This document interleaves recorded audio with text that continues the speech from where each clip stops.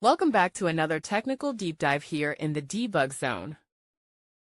Today we're tackling a big question and breaking it down with insights from other users. Hopefully this clears up some misconceptions and helps you get the answer you need. So buckle up, stay a little curious, and let's jump right in.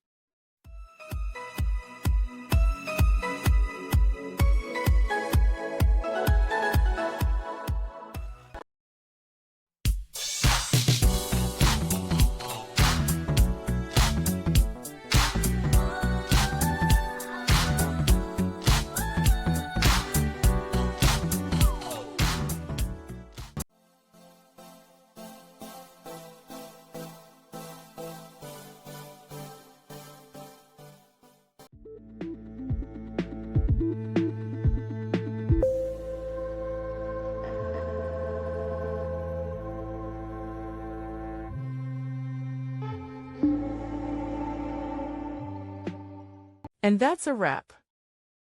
I hope you found the answer you were looking for. If you did, take a second to hit that subscribe button. It really helps out. And let me know in the comments which solution worked best for you. See you next time in the debug zone.